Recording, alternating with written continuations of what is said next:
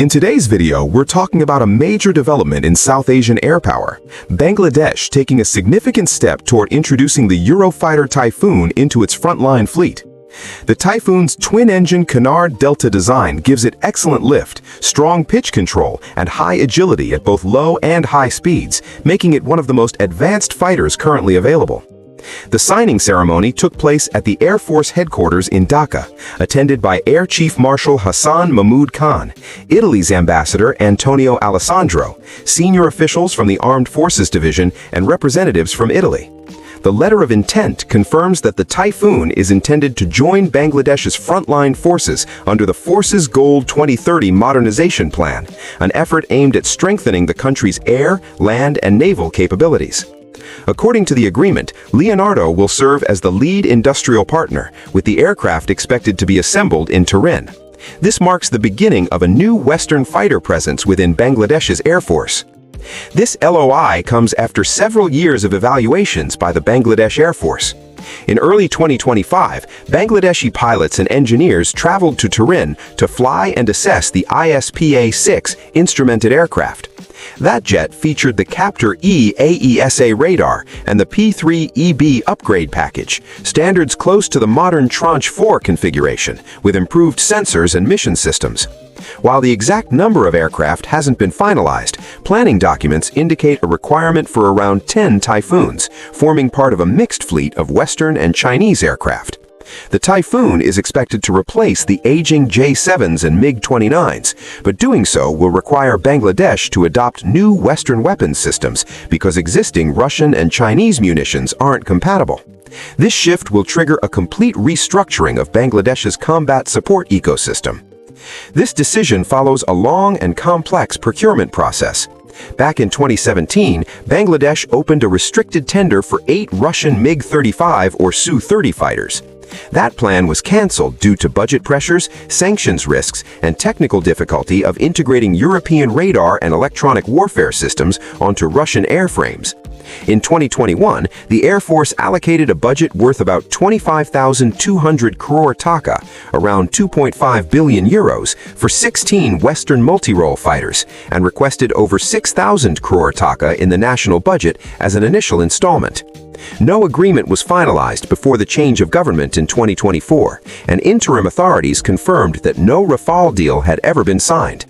Parallel to this, Bangladesh explored a mixed fleet concept with roughly 20 Chinese J-10 CE fighters, 10 Eurofighter Typhoons, and 16 Pakistani JF-17 Block 3 jets to balance capability, supply chains, and financial constraints. The LOI fits directly into the broader Forces Goal 2030 program.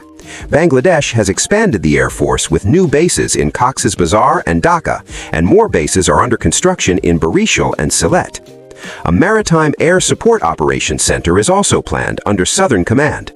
The Air Force has added F-7 BGI fighters, Yak-130 trainers, C-130J transports, Mi-171SH helicopters, AW-139 rescue helicopters, K-8W trainers, L-410 transports, and AW-119 training helicopters.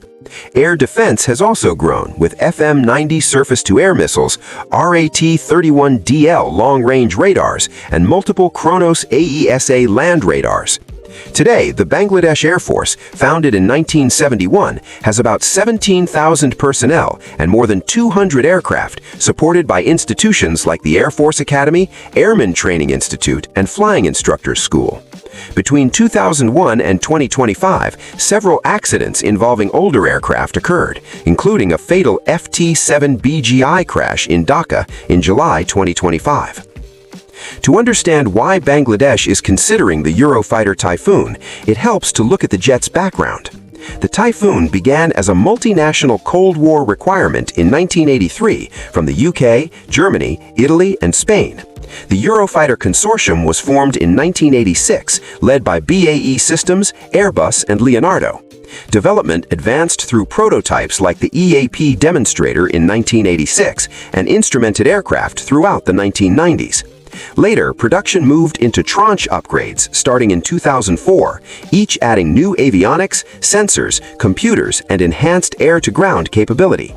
By 2025, more than 570 Typhoons had been produced for countries including the UK, Germany, Italy, Spain, Austria, Saudi Arabia, Oman, Kuwait, and Qatar.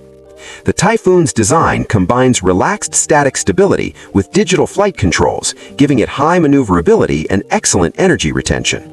It is nearly 16 meters long, has a wingspan of almost 11 meters, and includes 13 external hardpoints for weapons and equipment.